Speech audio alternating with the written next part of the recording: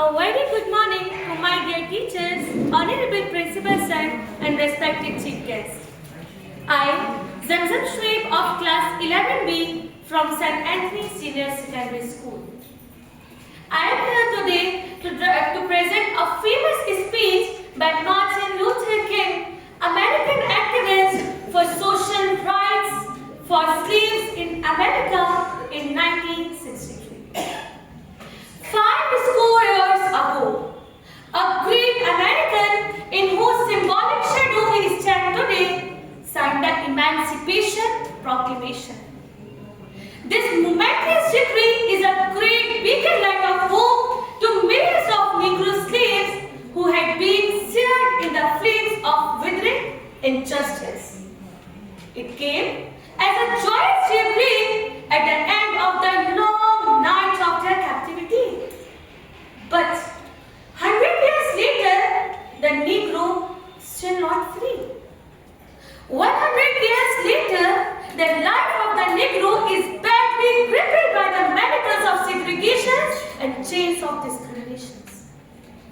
100 years later, the Negro lives on a lonely island of poverty in the midst of the vast ocean of material prosperity.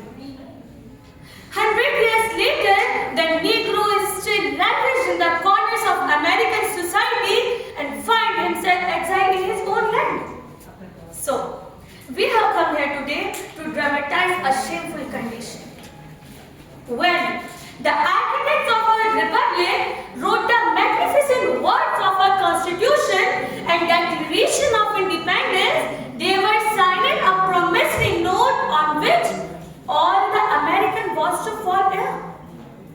This note was a promise that all men, yes, black men as well as white men, would be guaranteed that the right of life, liberty and pursuit of happiness.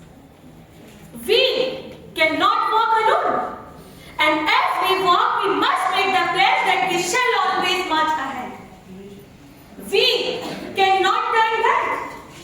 There are those who are asking the devotees of civil rights, when will you be satisfied?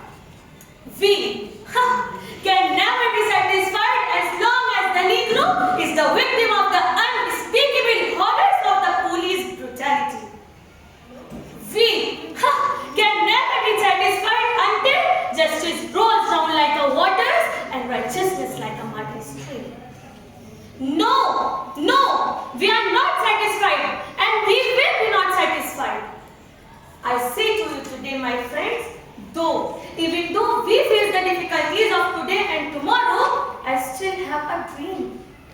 It is a dream deeply rooted in an American dream. I have a dream that one day this nation will rise up, live out the true meaning of its creed. We hold these truths to be self-evident that all men are created equal.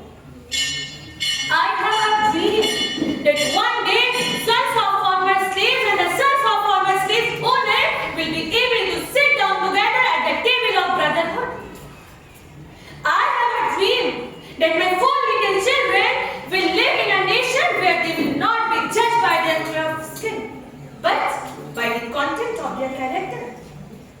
I have a dream that in Alabama, little black boys and little black girls will be able to join hands together with little white boys and little white girls as sisters and brothers. I have a dream. Yes, I have a dream today. Let freedom ring from a mighty mountain of New York. Let freedom ring from every hill and from every mountain side. Let freedom ring.